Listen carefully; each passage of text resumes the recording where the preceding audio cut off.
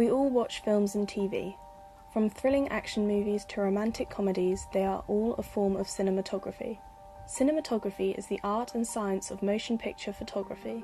It is what enables us to create films which immerse the audience. It is not just the director that is responsible for the amazing pictures we see on our screen. It is the cinematographer's job to make sure the lighting, camera positioning, and lenses are all perfect to create the best shot. The films we all know and love today have come a long way from what they used to be, and they keep getting better thanks to technological advances. In the early stages of film and cinema, there were no trained camera operators. Filmmakers took on board the challenge of doing everything themselves, including building the sets and directing the actors. Some very talented individuals who could manage all of these were George Méliès and George Albert Smith.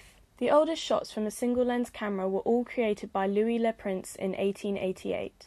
The oldest surviving film on record is the Roundhay Garden scene, which is just over 2 seconds long. It was shot on October 24, 1888 in Roundhay, Leeds. In 1906, the first full-length feature film was made. It was a silent film directed by Charles Tate and over 1 hour long. The film depicts the adventures of one of Australia's most notorious outlaws, Ned Kelly. The film was approximately 1,200 metres long, but only fragments of it survive today. The most recent discovery of the footage was unearthed in the UK in 2006. This was a 7-minute single-take sequence. At this time they did not have digital cameras, which meant all their footage was stored on film reels. Because of this, many of the shots filmed are very long single-take shots. These take a lot of planning so that they are able to execute everything perfectly within one shot.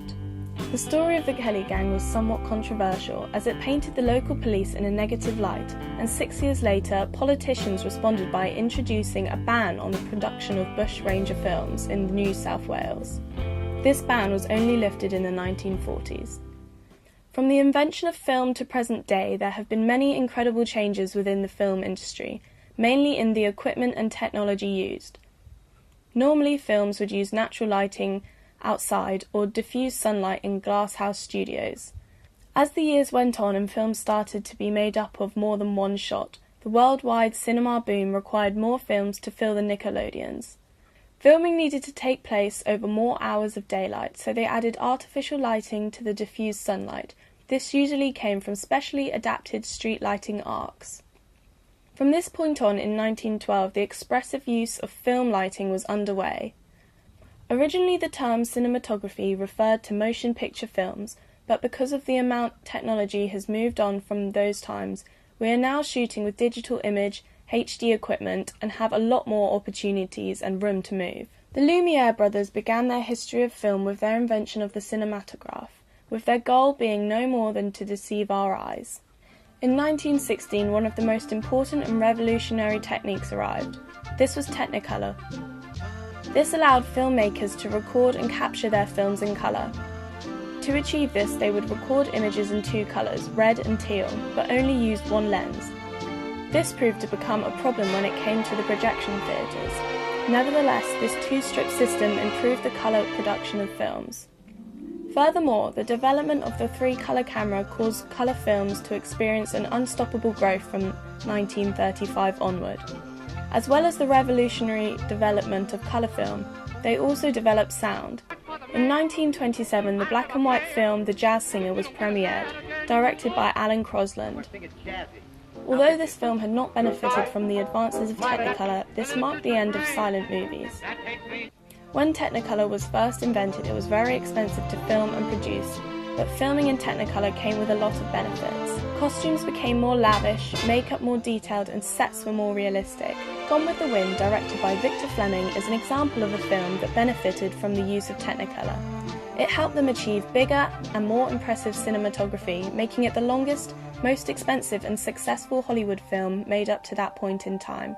Over time, the technology and equipment used for film has developed and progressed, allowing for a lot more movement and experimenting.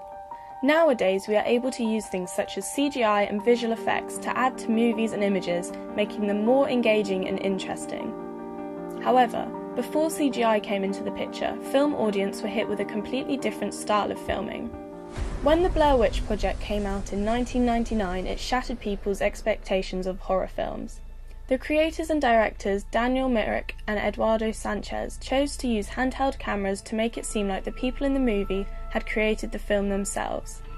This broke through the fourth wall, and cinemas even had to put up motion sickness warnings. The making of this film turned standard filming techniques on their heads and disorientated viewers with a whole new experience. In an interview, the director and actors explain in detail about how the actors were only given brief instructions each day of filming. They were told a goal for their characters every day, and from then on they would pretty much improvise. They also explained how they cast the characters based on their own characteristics, rather than their ability to act.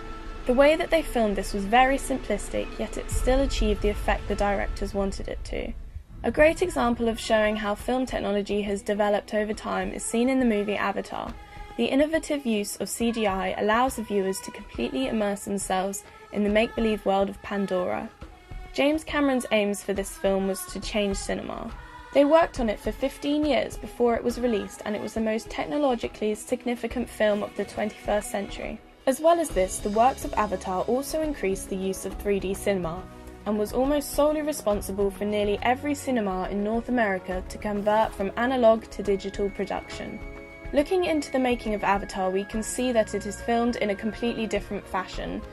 Unlike the Blair Witch that only took a few days to film and plan, Avatar took 15 years of careful planning, filming and editing before it was released.